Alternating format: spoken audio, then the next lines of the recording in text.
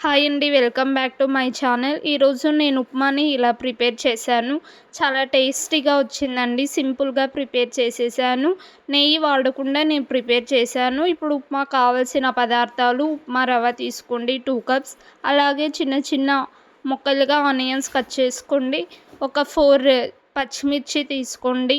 అలాగే 2 టొమాటోస్ తీసుకోండి. చిన్న చిన్న ముక్కలుగా కట్ చేసుకోవాలి.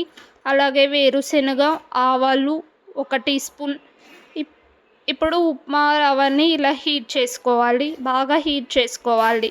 సో, ఇలా గోల్డ్ కలర్‌గా వచ్చేంత వరకు, గోల్డ్ టు బ్రౌన్ కలర్‌గా వచ్చేంత వరకు హీట్ చేసుకోండి. తర్వాత అది హీట్ అయినాక ఒక బౌల్‌లో వేసి ఇలా పాన్ పెట్టుకొని హీట్ చేసుకోవాలి. హీట్ చేసుకున్న తర్వాత ఒక 4 టేబుల్ స్పూన్స్ ఆయిల్ వేసుకోండి. ఆయిల్ బాగా హీట్ అవ్వాలి.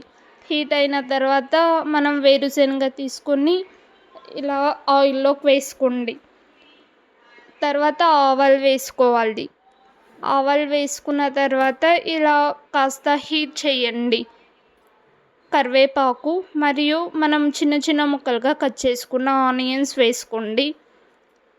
ఇప్పుడు పచ్చిమిర్చి వేసుకోవాలి.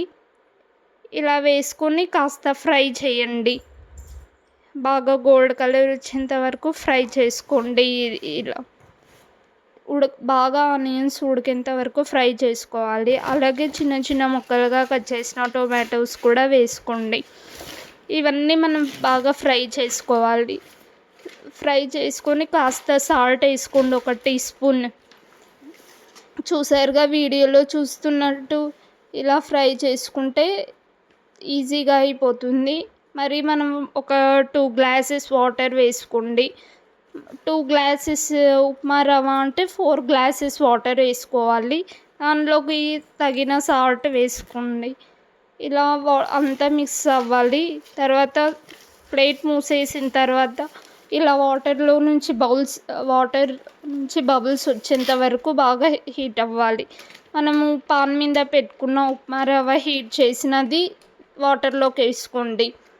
ఇప్పుడు ఇలా మిక్స్ చేసుకుంటే చాలా టేస్టీగా ఉంటుందండి.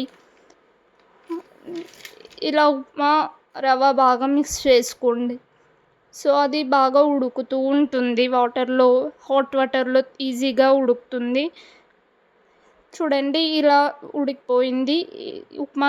చూసారుగా, ఈ విధంగా ఉప్మాని ప్రిపేర్ చేసుకోవాలి.